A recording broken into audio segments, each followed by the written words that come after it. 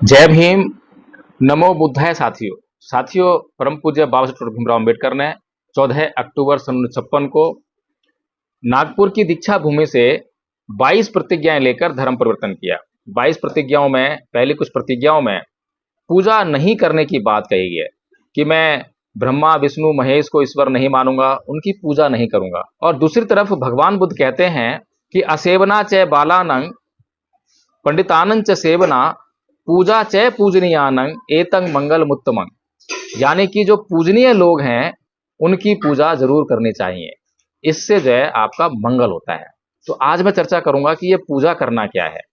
क्या ये पूजा करना जैसे हिंदू लोग पूजा करते हैं या मुस्लिम लोग इबादत करते हैं या जो ईसाई लोग हैं वो प्रेयर करते हैं, क्या उसी तरह की पूजा है बौद्धों में? तो साथियों इसका अगर मैं सटीक जवाब दूं तो इसका उत्तर है नहीं, बिल्कुल भी नहीं। बौद्धों की पूजा हिंदुओं की, मुसलमानों की, ईसाइयों की यानी कि तमाम दुनिया भर के जो लोग पूजा इबादत प्रेयर करते हैं उनसे बिल्कुल अलग है। तो ये जो बौद्धों की पूजा है ये कैसी है और जो दूसरे लोगों की पूजा है उसमें क्या फर्क है? तो जो दूसरे लोग पूजा करते हैं वे लोग डीलिंग करते हैं, व्यापार करते हैं, लेन देन करते हैं। वे पूजा जो है इसलिए कर रहे हैं, इबादत इसलिए कर रहे हैं कि उनको जो है उनके ईश्वर ने, उनके अल्लाह ने, उनके गॉड ने यह करने के लिए कहा है कि अगर तुम मेरी इबादत करोगे, मुझ में विश्वास करोगे, मेरी शरण में आओगे तो तुम्हें जन्नत नसीब होगी, तुम्हें स्वर्ग मिलेगा, तुम्हें मोक्ष मिलेगा। इस तरह से कहा है, यानी कि वहां लेन देन का मामला है। पूजा करेंगे तो मिलेगा, पूजा नहीं करेंगे तो नहीं मिलेगा। लेकिन वहीं पर बौद्ध धर्म के लोग पूजा क्यों करते हैं और कैसी पूजा करते हैं? तो जो पूजा करना जो है वो है सम्मान को प्रकट करना कि हम जिस व्यक्ति की पूजा कर रहे हैं उस व्यक्ति ने इस समाज के लिए, इस देश के लिए, इस दुनिया के लिए कुछ महानतम कार्य किए हैं, कुछ महानतम त्याग किए हैं, जिसके लिए उनको सम्मान दिया जाना आवश्यक है। सम्मान तो हम अब भी देते हैं। आपने नोबेल पुरस्कार सुना होगा, जो पूरी दुनिया का सर्वश्रेष्ठ पुरस्कार है। यानी कि जो दुनिया में महानतम कार्य करने वाले लोग हैं उनको इस पुरस्कार से नवाजा जाता है। तो पुरस्कार क्यों देते हैं? ताकि लोग उनको जाने, उनके कार्य को जाने। इसीलिए हम जब भगवान बुद्ध की मूर्ति के सामने बैठकर आराम से जब पूजा करते हैं तो उसका मतलब ये नहीं है कि हम भगवान बुद्ध से कुछ मांग रहे हैं, जैसा कि अन्य संप्रदायों में होता है। भगवान बुद्ध की पूजा का ये बिल्कुल भी मतलब नहीं है। भगवान बुद्ध की पूजा का मतलब ये है कि हम भगवान बुद्ध को उनके इस मानव जाति के लिए, इस मानव जाति के कल्याण के लिए जो उन्होंने परम त्याग किया, उसके लिए हम उनको जो है सम्मान दे रहे हैं, सत्कार कर रहे हैं, उनमें हम श्रद्धा लेकर आ रहे हैं। अब श्रद्धा क्या है? श्रद्धा है कि हमने जो मार्ग भगवान बुद्ध ने बताया है उसकी पूरी जानकारी हासिल कर ली है और हमें पूरा विश्वास हो गया है कि यही एक मार्ग है जिस पर चलकर मनुष्य अपना कल्याण कर सकता है। तो जब हम इस प्रकार से जब जांच करके जब हम मार्ग पर चलना शुरू करते हैं, यानी कि आप उदाहरण लीजिए, आपको मान लीजिए दिल्ली से आगरा जाना है। किसी ने बोल दिया आपको कि आप सुबह आप दिल्ली से रेलवे स्टेशन जाना और वहां से ट्रेन पकड़ना और आगरा पहुंच जाना। ये बहुत ही मामूली सी बात है। लेकिन अब दिल्ली से ट्रेन पकड़कर आगरा पहुंचने में बहुत सारी मुश्किलें आ सकती हैं, उसकी हमें जानकारी नहीं है। लेकिन अब इतनी सी जानकारी होने मात्र से आदमी को जो है मन में तरह तरह के संदेह आते हैं। कौन से रेलवे स्टेशन पे जाना पड़ेगा, कौन सी ट्रेन पकड़नी पड़ेगी, कितना किराया होगा, कितनी दूरी है, कितना समय लगेगा, क्या खाना साथ में लेके जाना पड़ेगा।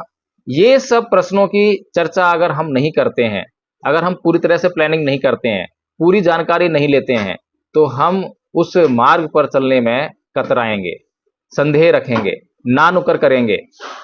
लेकिन अगर हमें सारी एक व्यवस्थित योजना मिल जाए और हम एक अच्छी और व्यवस्थित योजना बना लें, एक एक बात की, और उसको क्रॉस चेक कर लें कि कहीं कोई कमी तो नहीं रह गई है, तो आप आराम से चादर तान कर सोएंगे और सुबह उठेंगे और जिस प्रकार से आपने योजना बनाई थी उस पर काम करना शुरू कर देंगे और आराम से आगरा पहुंच जाएंगे।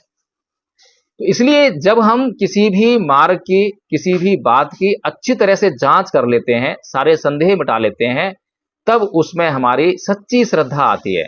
और ये श्रद्धा ऐसी होती है कि आप फिर पीछे मुड़कर नहीं देखते हैं, न दाएं देखते हैं न बाएं देखते हैं, आप केवल अपने लक्ष्य की तरफ देखते हैं। इसीलिए भगवान बुद्ध ने जो मार्ग खोजा उस मार्ग पर चलने से पहले, भगवान बुद्ध की शरण में आने से पहले भगवान बुद्ध आपको नितांत सावधान करते हैं और कहते हैं कि मेरी शरण में आने से पहले इस मार्ग की जो मैं बताने वाला हूं अच्छी तरह से जांच कर लो। अगर तुम इसकी जांच नहीं करोगे तो मेरे प्रति संदेह रखोगे और जब मैं आपको बता रहा हूंगा तो आप पूरा ध्यान नहीं दोगे। जब ध्यान नहीं दोगे तो उन बातों को समझ नहीं पाओगे, उस मार्ग को नहीं समझ पाओगे, फिर उस पर चलना असंभव हो जाएगा, चल ही नहीं पाओगे। तो इसलिए जब मार्ग पर चलोगे ही नहीं तो आपका कल्याण कैसे होगा। तो साथियों, इसलिए ये जो पूजा है ये बहुत ही इंपॉर्टेंट है। इस पूजा में जो भगवान बुद्ध से हम पूजा कर रहे हैं, भगवान बुद्ध के प्रति हम श्रद्धा लेकर आ रहे हैं, हम उनके प्रति सम्मान प्रकट कर रहे हैं, क्योंकि हमें भगवान बुद्ध में श्रद्धा लेकर आनी है। और जितनी प्रगाढ़ श्रद्धा हम भगवान बुद्ध के भीतर लेकर आएंगे तो उनके मार्ग को जानने में हमें उतनी ही सुविधा होगी।